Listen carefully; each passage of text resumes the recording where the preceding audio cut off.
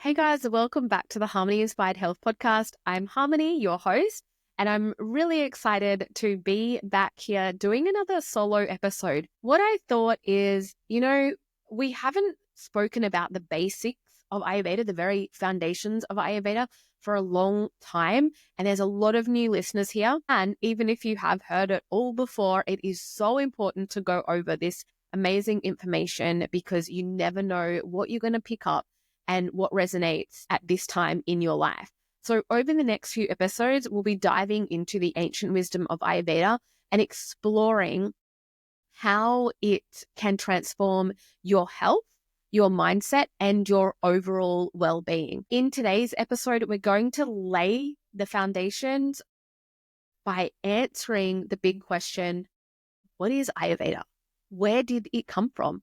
And how can we fit it into our modern lives? So grab your herbal tea, settle in, and let's get started. So what exactly is Ayurveda? The word, I should say, Ayurveda comes from Sanskrit, and it is often translated as the science of life or the knowledge of longevity. It's an ancient healing system that originated from India over 5,000 years ago, and it's still thriving today.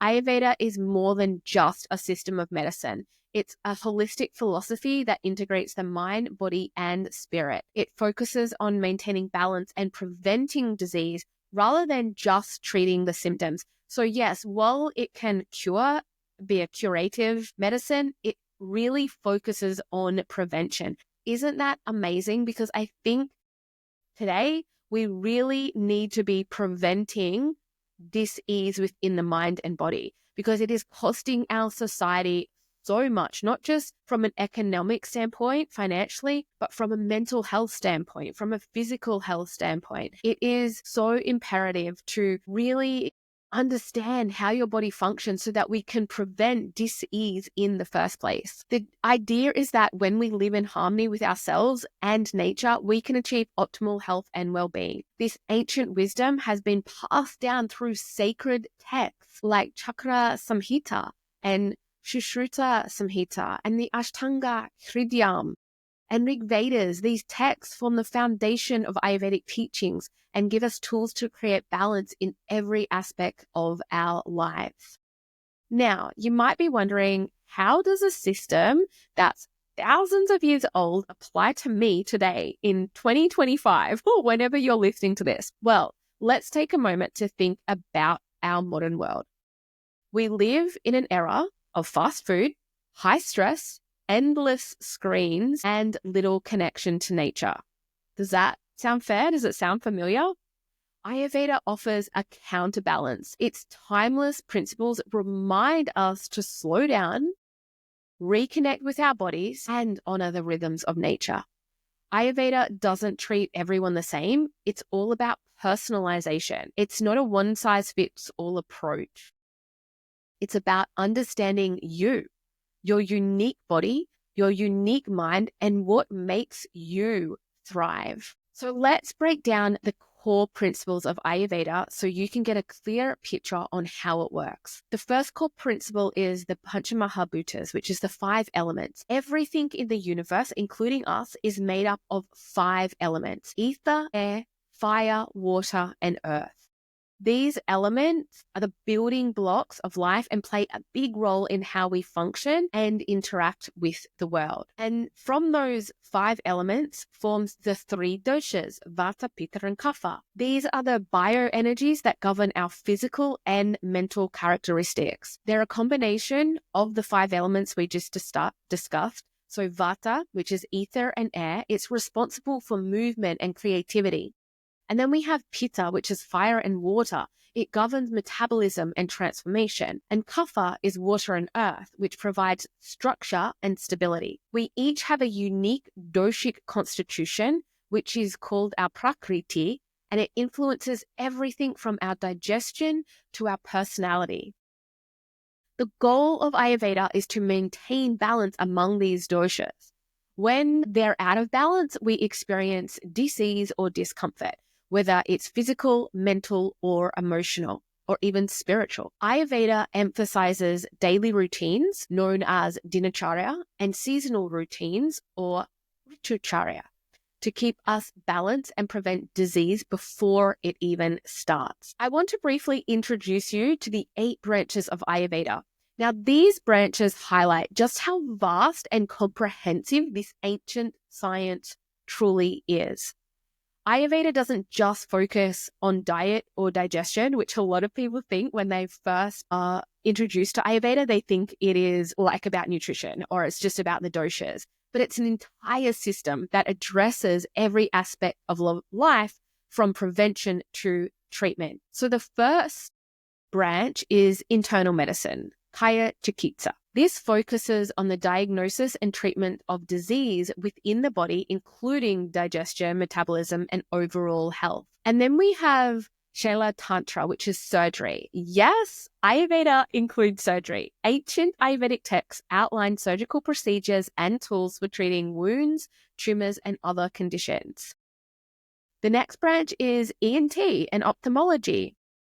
This branch deals with disease of the head, eyes, ears, nose, and throat, emphasizing sensory organ health. Ayurveda says that if our senses are overused, this can turn into dis-ease within the body. And that's why we practice a concept known as pratyahara, which is withdrawing from the external stimuli that we're so bombarded with in our modern world and bringing our senses within ourselves. So this is a really important branch of Ayurveda. The next branch of Ayurveda is pediatrics, which focuses on the health of children. This branch also includes care for preconception and pregnancy to ensure a healthy foundation for life. And then we have the branch of toxicology. This branch studies poisons, toxins, and methods to treat their effects, including antidotes and detoxification therapies. The next branch is psychiatry, which addresses mental health, emotions, and spiritual well-being. It recognizes the interconnectedness of the mind and body and offers therapies for emotional and psychological disorders. Now, I love diving deep into Ayurvedic psychology. It's something that we learn in depth in the Ayurveda Alchemist Academy. It has changed my life in so many ways, how I think, how I nurture my mental health, and how I support my clients. I love this branch of Ayurveda, but we must understand that unlike Western medicine, we don't just specialize generally in one branch. Besides surgery, obviously, we don't do surgery, but we incorporate all of the aspects of the Ayurvedic 8 branches into our practice. And then we have another branch, which is the Rasayana, we say in Ayurveda, or rejuvenation, which focuses on longevity and vitality. So this branch emphasizes anti-aging practices, immunity, and maintaining optimal health.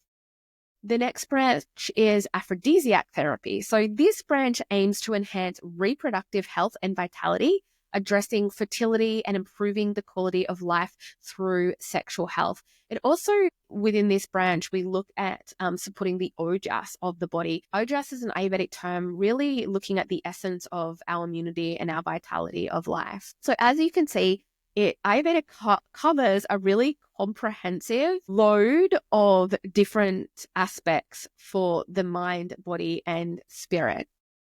So how does Ayurveda fit into modern life? How can you start integrating Ayurveda into your life today? It doesn't have to be complicated. Ayurveda is about aligning with the rhythms of nature and making small, consistent changes. So here's a few ideas that you can do. First of all, we love dinacharya, morning routines. Start your day with maybe some tongue scraping, drinking some warm water with lemon to activate the digestive system, and a short meditation. Morning routines really set your day up for success, and they make sure that you're nurturing the parasympathetic nervous system before you go into the rush of modern living. Another way you can implement Ayurveda is seasonal awareness. Pay attention to the seasons and adjust your diet and lifestyle accordingly. For example, eat cool foods in summer and warm spices in winter. Now, this may sound really basic, but it is huge in helping you prevent dis-ease within the mind and body. Because what happens when we don't live in this way, according to the different seasons, we will affect the different doshas. And when a dosha becomes imbalanced, that leads to disease within the mind and the body. Another way that you can apply Ayurveda into your life is through personalized nutrition. So focus on foods that balance your unique dosha.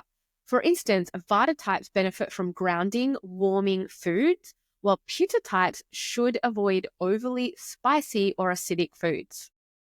Another way that you can integrate Ayurveda is through mind-body connection. You can practice things like yoga, meditation, and pranayama, breath work, to connect with your inner self. Ayurveda at its core really is about cultivating greater self-awareness and deeper connection to self. And on that, you can implement self-care practices by incorporating Abhyanga, which is a beautiful self-massage with oil. That really helps to settle the Vata dosha, which is the central nervous system. Also amazing for women going through menopause who experience hot flushes, and just a way of really connecting to your body. It helps to calm the mind and also beautiful for stimulating the lymphatic system. So it's really detoxifying as well. So why does Ayurveda matter for holistic health? Well, it teaches us that health isn't just the absence of disease. It's about thriving. It's about having the energy to pursue your passions, the clarity to make sound decisions, and the inner peace to handle life's challenges. And here's the best part. Ayurveda empowers you to take charge of your health. Instead of relying on external fixes, it invites you to look inward and make changes that honor your unique constitution. Isn't that so beautiful? I love how Ayurveda is such an individualized practice, so it can work for everyone and anyone. Thank you so much for joining me today in this episode. I hope that it gave you a little bit of inspiration to take even a deeper dive into Ayurveda. Maybe you'd heard some of these concepts before, and maybe you hadn't. If you enjoyed this quick little snippet into the 101, the foundations of Ayurveda, please let me know. Reach out to me on Instagram, Harmony Inspired Ayurveda. And if you're interested in learning Ayurveda in depth, then I welcome you to join us in the Ayurveda Alchemist Academy, because we go into so much of those different aspects of the 8 branches, including Ayurvedic psychology, dinacharya. We go into the different doshas, the elements, and how you can embody it for yourself, how you can apply it to your life so that you can step into your higher self. But also, if you want to take that wisdom and that knowledge and help others, how you can support others in their life as an Ayurvedic holistic health coach.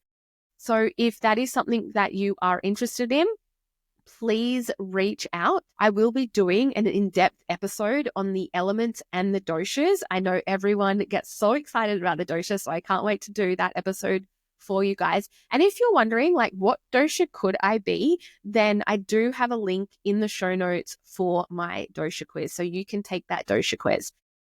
Alrighty, have an amazing rest of your day, night, morning, evening, wherever you are in the world. Thank you so much for tuning in. I really do appreciate you. Namaste.